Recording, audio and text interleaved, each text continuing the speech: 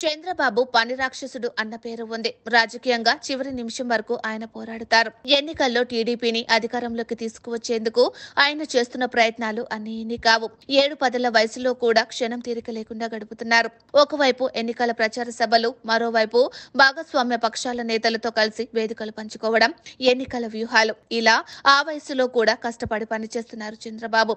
ఈ రోజు ఒక్కో రోజే ఉండి ఏలూరు, గన్నవరం, మాచర్ల, ఒంగోలు నియోజకవర్గాల్లో జరిగే ఎన్నికల ప్రచారంలో చంద్రబాబు పాల్గొని ఉన్నారు. అంటే రాష్ట్రంలోని 3 ప్రాంతాలను టచ్ చేయనున్నారు. ఈ ఎన్నికలు తెలుగుదేశం పార్టీకి జీవన్మరణ సమస్య లాంటివి. అందుకే చంద్రబాబు ప్రతిష్టాత్మకంగా తీసుకున్నారు. వయస్సును లెక్క చేయకుండా గట్టిగానే కృషి చేస్తున్నారు. ఇప్పటి వరకు 82 ప్రజాగలం సభల్లో చంద్రబాబు పాల్గొన్నారు. ఈ రోజు 5 చోట్ల, రేపు 3 చోట్ల ప్రజాగలం సభల్లో చంద్రబాబు పాల్గొంటారు. దీంతో రాష్ట్ర వ్యాప్తంగా 90 సభల్లో పాల్గొన్నట్టు అవుతుంది.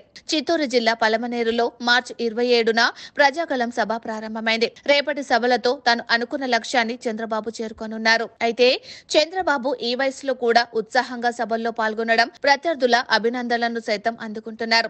అయితే ఒక్క ప్రజాగలం సభలే కాదు, ప్రధాని మోదీ, అమిత్ షా, పవన్ కళ్యాణ్ తో సైతం వేదికలు పంచుకున్నారు. ప్రైవేటు కార్యక్రమాలు ఉండనే ఉంటాయి. సీట్ల సర్దుబాటు, ఓట్ల బదలాయింపు వ్యూహాల్లో సైతం చంద్రబాబు క్షణం తీరిక లేకుండా గడిపారు. అయితే టీడీపీ కూటమి అధికారంలోకి రాబోతోందని ప్రజల్లోకి సంకేతం పంపడం, టీడీపీ శ్రేణుల్లో ధైర్యం నింపడం వంటి వాటిలో చంద్రబాబు కొంతవరకు సక్సెస్ అయ్యారు. అయితే అన్నిటికీ మించి 50 రోజుల వ్యవధిలో 90 సభల్లో పాల్గొనడం ఆషామాషీ వ్యవహారం కాదు. ఈ విషయంలో చంద్రబాబును అభినందించక తప్పదు.